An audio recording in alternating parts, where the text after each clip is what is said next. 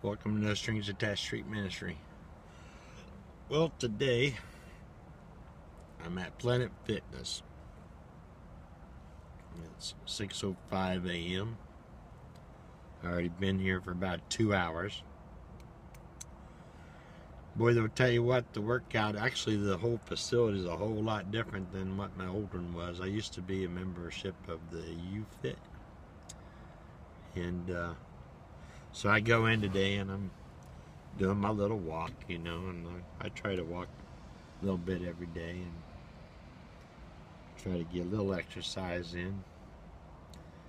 But yeah, today I I did my walk, and as I was crawling out to my van because my back was spasming and all my leg muscles were dead, and so I figured, all right, well, I'll just, like usual, I'll crawl back to the van and try to rest up.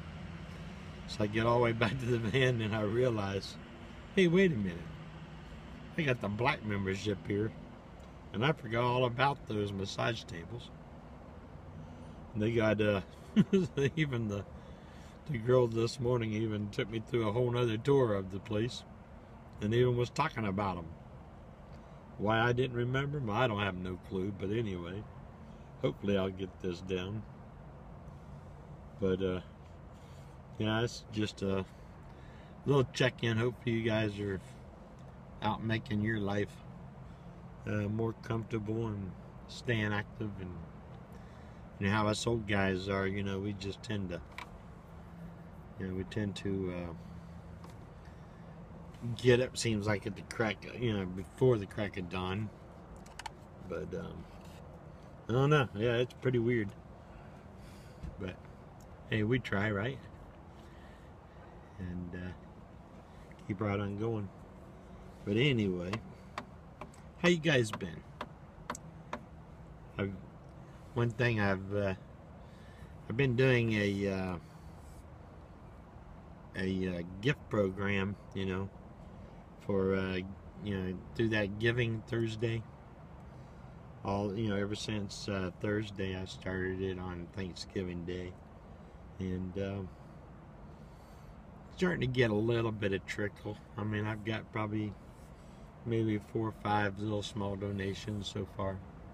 Nothing really to get me anywhere, but I would love to be able to get it, get the coffers built up a little bit. It'd be nice, to have a little bit of a bankroll to be able to go and do what I normally supposed to be doing, and that's my my ministry. But it takes a lot of money to do that. I mean, it's pretty costly, to just buzz around everywhere, and it's not like just staying in your van and camping out somewhere. It actually takes gas money and stuff to do that, to go from town to town to do what I normally do.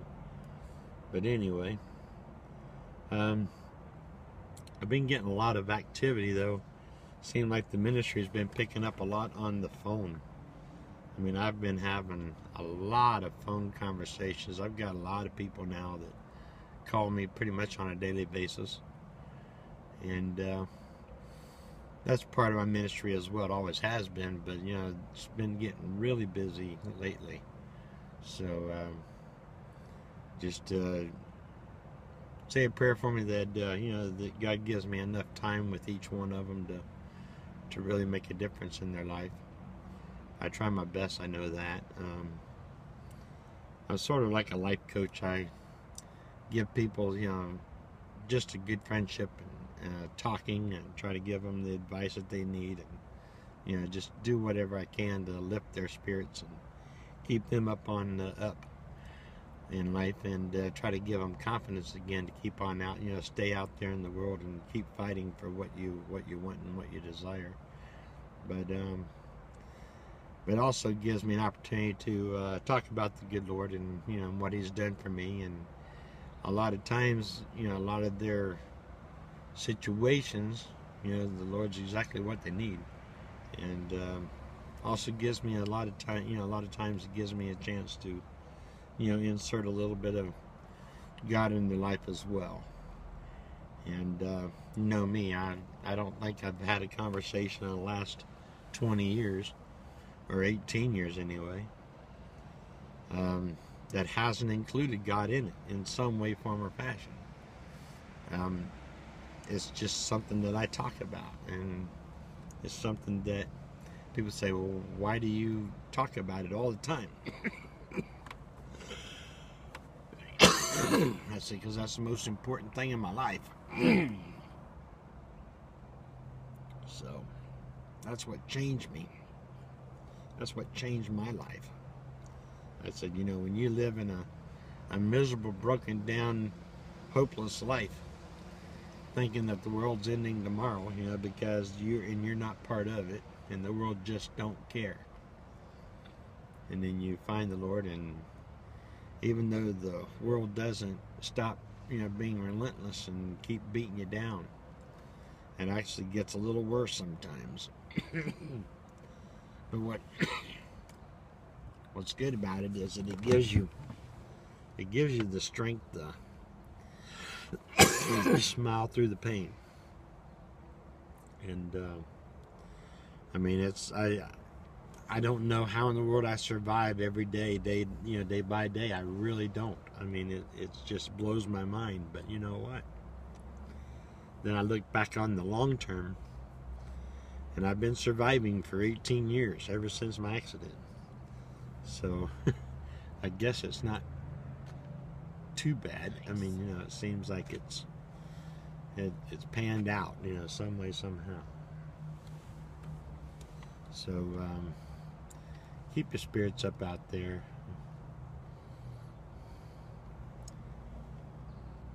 There's a lot of things out there in this world that just keep coming after you. And I mean, it seems like it's getting a little worse and worse every day. I mean, every time I turn around, it's something new, you know. It's just crazy. So, just have to cross our fingers and just keep shining our light, because we only got the one little light that we have, and it's just a flicker. Sort of like my lighter, you know. It's just a simple little flicker. But you know what? That one little flicker inside of a dark room can illuminate quite a bit. At least it'll show you your path. And that's how we have to look at what, you know, the goodness that, you know, that we can find in this world, and rely on that and focus on that. As long as we focus on that, you know, we're going to make it. We're going to survive. We're going to pull through. But yeah, stay comfortable out there in your van. Keep on going. You know, there's been a lot of topics that I've been wanting to make some videos on. So this one here just being a crazy video, you know, just me chatting and talking. You know, what would you like to hear? What kind of videos would you like to see? Leave them in the comments. Give me an idea, you know, what to make that you want to see. I mean, it's, you know, I'm needing some ideas. I don't care what they are. Don't make any difference. I mean, you know, I'll do what I can to, you know, to make them. Let's make them fun.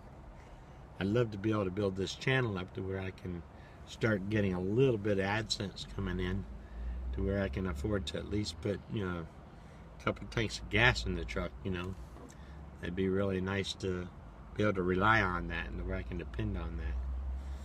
And that way, you know, it gives me some hope to go out once a month, you know, and go on a small journey or whatever. But that's what I want to do.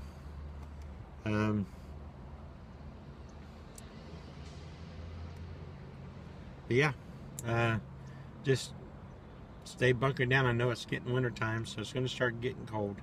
I'm in Florida, and we had a little cold snap the last couple of days that took us down into the 40s. I think it got to like 38 one day, but which is, to a Floridian, you might as well put on your big winter coat with the scarf and the full face mask and the hoodie and you name it. It's just the way us Floridians are. It's different cold though. It really is. I mean, I've been colder down here than I've ever been up north. You know, it just, you know, sometimes it just attacks your body differently. But it's pretty funny. But yeah, stay bundled up. a lot of people's, still worrying about the heat, that they use in their van, and I see a lot of comments and things, and people making videos about that. But I've used the Buddy heaters, I've used the Wave 3, I've used quite a few different types. I've used electric heats. The little cube, the little electric cube, it's like 400 watt, electric heater. Run that off the battery. You can get through the night with it, with my battery bank anyway. I can get through the night anyway. But, or a little bit anyway. Especially get the ones that have the thermostat on them, that will kick on and off. That's the one that I use. And I tell you, once you heat the van, it's not really that hard to keep it heated. I mean, it cycles on and off, and yeah, it's not going to pump you out into the 80s, but I've been in zero weather and got it to where, you were very comfortable. I mean, you sleep in shorts and a t-shirt, and you're at least pretty comfortable all night. You don't have to be smothered with all the blankets and all the entombed into the big sleeping bags and things like that. So it makes a lot of difference. I don't like the gas heaters in the van. I felt uncomfortable with those mostly. That was the biggest reason. I just felt uncomfortable, and I'm not one that would even consider leaving it running at night when I'm asleep. So that's the thing that I've seen and noticed. There's a lot of people that do it and they say it's just fine, and I'm sure that it is. But I sleep like a wet fish, out of water. I flop around everywhere. So, knowing me, I'd kick my pillow or something into it and catch a fire. And my little electric cube, I keep way up here on the front, in the very front, on top of this wooden crate, way away from me. And believe it or not, it's way up in the very front, next to the, right next to the dashboard. And so it seemed like it does really well. I've never really had too much problem with it. But it's got a nice little fan on it and stuff. Will circulate the air, and it keeps it going pretty good. So look into one of those, especially if you're tied in with grid power. Definitely go. Now I do have the heat that's in my air conditioning is also a heater, so it gives 12,000 BTUs of heat. That thing will run you out of here actually. But that's when I have to use a generator, to run that. It's just too much draw. It's like 1,500 BTUs, I believe it is. So it can really pump the heat out, and it'll definitely keep anything in here hot. I mean, it will run you out. It's like worse than bikini weather. I mean, that's how bad it can get in here. So yeah, it's definitely a hot tamale when you turn that thing on. That's why I got the little one. It just got too hot. And plus it's running the generator for not, it cycles on and off, but it's just crazy to run the generator if you have to. I mean, you don't want to be rude to everybody else. Of course, I can sleep right through it. It's no big problem. But I've got a little Ryobi 2200 watt generator, and it's been the best thing in the world. I had to rebuild it actually maybe a month ago. I went about a month and a half with the same gas, I think, in there. But anyway, it crystallized into the carburetor, and I tried to clean it, and I tried to use the stuff that you put in there to keep it clean, and which it did okay cleaning it, but it had a miss. It kept having this misfire, and it drove me crazy. I hate things that don't work perfectly. It just I mean, I guess that's my fault in the world, that kind of stuff just aggravates me to death. So I tore it apart and I rebuilt the carburetor, put it back together, put it all back together, and it's still doing the same thing. And I'm like, all right, that's enough. So I went on and got a carburetor for it. Let's see, I got a carburetor, a new spark plug, new spark plug wire. I change the oil quite often, but I cleaned out the tank, I cleaned out the gas tank, I put in a new gas filter into it. So I did quite a bit of work on it. You know, I figured, well, since I had it apart for the third time in a day or 2 days, I might as well do something to really, you know, go through it and make sure that everything is perfect in it. So I tinkered with the thing and finally got it running. But you know what? That thing has been worth every dollar I've spent. I've had that thing for what, 6 years now, maybe? And it's got hundreds and hundreds of hours on it. I mean, it's not something that just, you know, sits back there. I mean, I actually used it. I've worn it out, but you know what? It keeps right on clunking down the road. I mean, but I'd probably overdo it. I baby it quite a bit. I really do. I'm pretty bad at babying it, but I figured, you know, it's just like my van. I baby it too. I take good care of my van. I mean, I replace the parts that go out. I keep it running in tip-top shape. I try my best to keep it on the road and keep it roadworthy. I'm always monitoring different things. I change the brakes every year, you know, so I do a full brake job on it every year. About every 3 years I'll change all the calipers and the bearings and everything. So I mean, I go a little overboard. I mean, most of the stuff would last the life of a truck, but I can't, you know, going in the mountains and things like that, you just can't take a chance on something breaking, you know, and failing on you. So I do an awful lot with that. I go through batteries. I probably replace about every 2 years I have to replace the batteries. Of course, I'm pretty tough on my batteries, you know. I work my batteries out, trust me. I mean, I'll take them to full charge and I'll burn them overnight and I'll take them all the way down to where they're drained. So, you know, and I'm pretty rough on them, and I don't have solar, so everything I do is all charged by my generator. I use my generator to generate 120 volts, and then I run my 50 amp charger. You know, I got an actual charger itself, like a regular car charger that I have hooked directly into it. I have it hardwired right into the battery bank, and that's the Schumach, I think it is. It's like 2 amps, 10 amps, and 50 amps, you know, or something. It's a big one. It's probably about this big, maybe, you know. It's probably about 1.5 feet wide, tall. Sort of looks like a little tiny little suitcase, but you know, like one of those little doctor cases, you know, it's shaped in like a triangle. But it's a nice one. It's digital, and it charges all different styles of batteries. I've converted my truck battery over to the dry cell, or the gel, you know, the gel type battery. And the front battery in my front battery bank has got, those are the gel deep cycle batteries. And when I do change the other ones in the back, I'll probably go to those too. But I've been using just the regular old wet cell batteries, you know, the deep cycle batteries in those, and they work fine.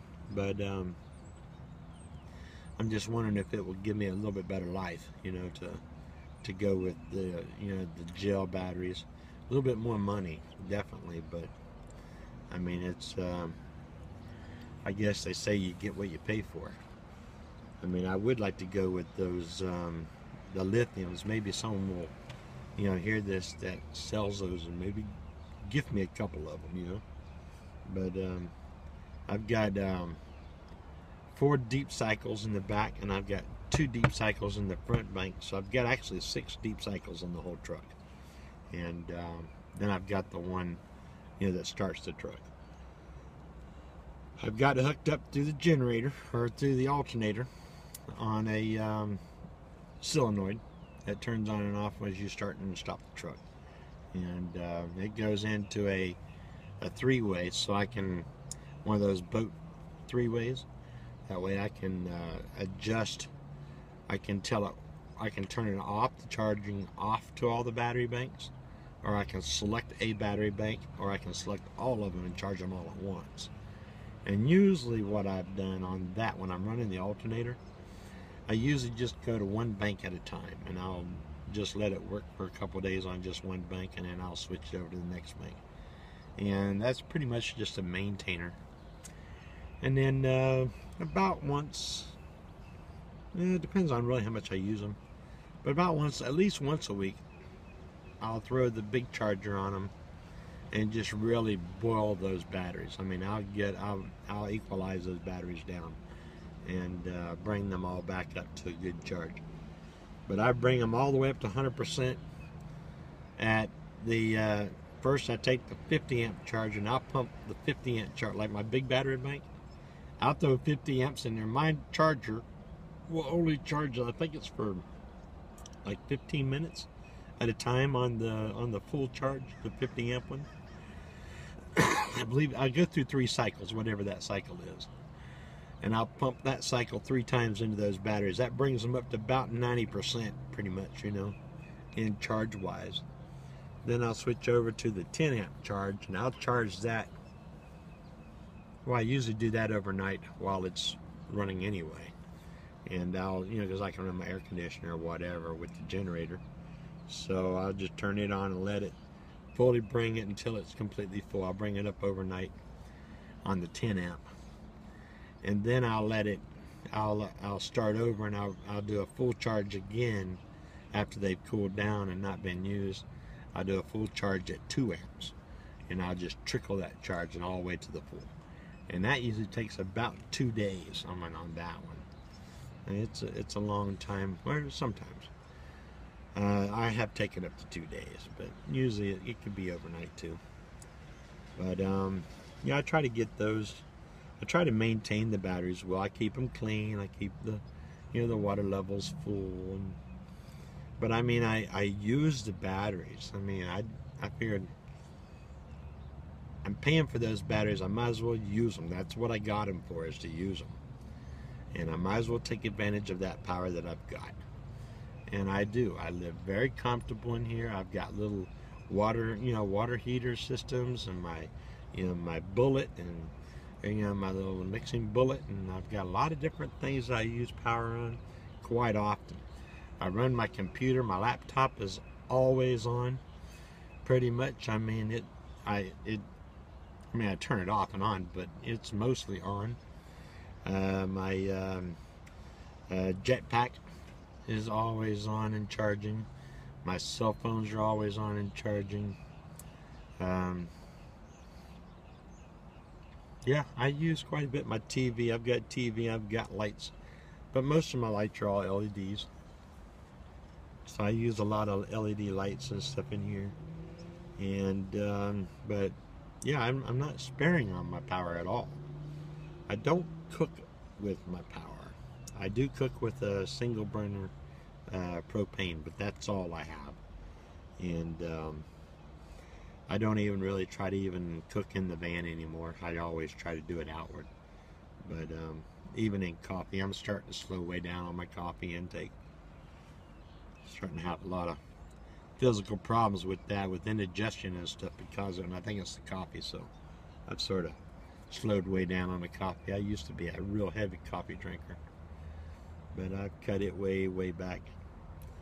So I have one, probably about a 6 to 8 ounce cup of coffee, you know, a day, and it seems like it's doing better. And sometimes I don't even really get that, you know. I mean, sometimes it just takes a couple, you know, 2 or 3 ounces, about a half of a cup, and I'm done with it, you know. But so as I'm trying to get to where I don't even rely on that at all anymore. I mean, it's really seemed to help me a lot physically. I'm starting to do a little bit better in my workouts, you know, at Planet Fitness. So and you know, just as long as I can continue going. But you got to realize, I mean, I deal with a lot of injuries, so you know, I have a lot of problems doing the exercise. That's why I'm the size that I am. You know, I used to be a actual bodybuilder back in my day, you know, back in my young teenage days. And I was frontline football player, so I mean, I was a big boy, but I was solid. I was just like a solid rock. And I tell you, man, as you start getting older, that solid turns to a big old balloon.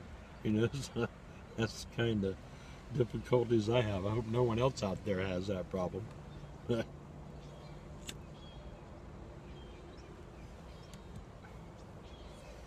Yeah, I'm trying to work on this habit. I mean, that's been a battle per se. I tell you, it's been crazy. But you know, to each his own, right? We all have our vices and our troubles, and you know, none of us is perfect. And that's one thing I've always done. I'll never claim that I'm perfect. I tell you right off, that I'm very blessed. And God loves me, and I try my best to be the best person I can possibly be every minute and every day. But I'm nowhere near perfect. And I want people to love me and see me, but understand that I'm just like them. I mean, I struggle every day just like anybody else. And the only difference between me and most is that, yes, I love you. And I'll give you all the love you can handle. But that's all I got to say. But anyway, guys, hey, have a blessed time out there. I'll try to get this up today. I know y'all have been asking for videos. I'm going to try to, if I just had something to make videos about, I wouldn't mind making videos. I mean, I could do it. And also putting down there, as you hit the subscribe button and the little bell thing, put down in the comments down there on what kind of videos you'd like to see me make, about what topics, and how often you would like to see my ugly mug. So, you know, I don't do a lot of videos because, well, people probably get tired of looking at me. I mean, I need to go get me one of those little selfie sticks, I guess, you know, thing, and learn how to use it like all the other people out there. I mean, some of them do really well. I'm looking into, actually, this next week, I'm going to look into even harder and stronger about finding a place where I can find, I want to do something online, maybe like video editing, or that's more of what I want to get into, you know, like maybe website designing, or, you know, graphic designs. I don't really know what I would like in that, but I'd love to be able to find some way to be able to, you know, make a little extra income, maybe online. That would be ideal, because my old body can't handle the old construction industry anymore. I think I've outgrown that nonsense. But if you have any idea on any courses or anything, or where to go, sort of guide me along with that too. Because who knows, one day, who knows, you might watch one of my videos. It might one of these kind of videos that are like professionally done, you know, with the B-rolling and all this stuff that they do, and you know. But unfortunately, I'd have to have something else to shoot, because, like I said, with my old ugly mug, I'll never grow this channel. And maybe I should just hire some cute little girl, maybe like a 20-year-old, and do like everybody else to get their subscribers. But I don't know. Maybe I can get a whole bunch of old lady subscribers or something that'll possibly look past my ugliness and, you know, subscribe to me anyway. But through my demographics, I see a lot of my demographics is actually older men, you know, like myself, and that's great. I mean, I'd love to see that. I really do. That way they can relate with who I am. I can sort of understand who they are, and that's okay. That's. I mean, I'm here to target any of them. Through my phone conversations that I have, probably about 60% of them are older gentlemen, which is really cool. I have about 20% maybe is like the women in their, I would say early 30s, early 40s, you know, somewhere in that target range, usually about what their ages usually are. And believe it or not, I have about 10% or so of younger crowd. You know, I'm talking younger kids. I mean, men and, you know, boys and girls. You know, the younger ones, from anywhere from 20 to the 28-year-olds. You know, which I'm really tickled about that. They want to, you know, and those are the ones that actually are wanting to become good friends. You know, they see the value, I guess, that I have to offer out there in the world, and a lot of them seem to really grasp a hold of that, and it's just so cute. It's almost like you end up getting a bunch of new kids. You know, I've got like 50 daughters. You know, maybe 25. You know, new sons. I mean, it's amazing. You know, but that sort of tickles my heart. That makes me feel like I'm actually doing some good out there. Maybe I'm giving them the advice that maybe they're not getting from a parent. You know, maybe they're, you know, from broken homes and they don't get a father figure, or you know, they don't get that kind of, you know, that kind of advice, and they see the value in it, but you know, once it's intriguing them. And I always try to help them and tell them, learn from my mistakes. You know, let me tell you my stories, and that way you can hopefully not go down that path. And I know as raising kids, I've raised two of them, and two of the most beautiful kids I've ever could ever imagine possible. I mean, not a day's trouble. They're both good, educated children, and they've become very good, you know, contributors to society. So I've definitely been highly blessed there. So maybe I do have what it takes to offer to some other kids out there. And that's exactly what I want to do. But then also the older men I relate to, because they find themselves, you know, in their 50-somethings and 60-somethings, you know, and lose their jobs and things like that. And that's very devastating on a man's, you know, psyche. I mean, it messes with their heads. And, you know, they like lose all confidence. You know, you work and you live and you raise your kids, and all of a sudden you find yourself in your 50s. You find yourself getting a divorce because your wife's done give up on your sorry butt, and you know, now you're in a van all by yourself with nobody around. It seems like the whole world sucked every bit of life out of you they can suck out of you, and then just throw you away like a bag of trash.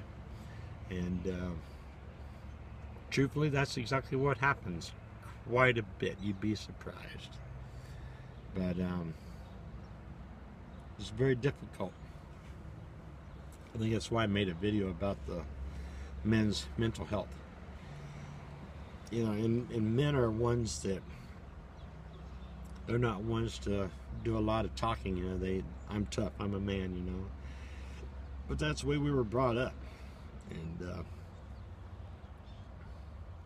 I just come to realize that we need to truly look past that and be able to communicate with each other, and be able to have friends and have someone to talk to. And that's what I try to do and offer on that service as well. So, and then the you know, the single mothers in the 30s and 40-something women, I do a lot of conversations with them about everyday life, trying to struggle as a single parent usually, you know, the struggles that they have, and how to cope and deal with that, how to get, you know, the opportunities and the job opportunities that they deserve. It seems like I have everything that these people are needing, you know, in conversation-wise. I really see a lot of breakthroughs with that. So if you are one of these groups and you do need a good friend, you know, to chat with and to bounce things off of, by all means, use the service. You can feel free to call me. I try to dedicate as little or as much time as you need. It is a first come, first served basis is how I look at it. So if my phone is busy, or if it goes to voicemail, most likely I'm on the phone with somebody else. By all means, leave a name and a message, you know, on your voicemail. Make sure you leave a voicemail. Let me know that it's just not some advertising agent out there trying to sell me something. And So leave and let me know who you are, and you know, feel free to even call back. I mean, that's what I try. But like I said, I live in an area that has very poor cell service. So even as we're driving down the road, who knows? I'll poop, there we're gone, you know. So end up having to have to call you back. But it's just the way it goes. But if I'm busy or if I'm eating or whatever, I'll tell you. I'll let you know, hey, right now is not a really good time for me. You know, let me call you back, or you can call back in 15 minutes or so. And but yeah, if you have a problem and you just need someone to throw things around, you need a friend, you need someone to talk to, pick up the phone and give me a call. That's what it's there for. That's why I do what I do. And I've done it that way for 18 years. So, hey, God bless you all. I didn't mean to run this up 35 minutes, but I guess I had something to talk about. But anyway, you all have a great day out there, and hopefully put a smile on your face a little bit. But I think next time I go in here, I think I'm definitely going to use the massage room that they got in there. Maybe I won't feel quite as bad. But anyway, hey, have a great day. God bless y'all.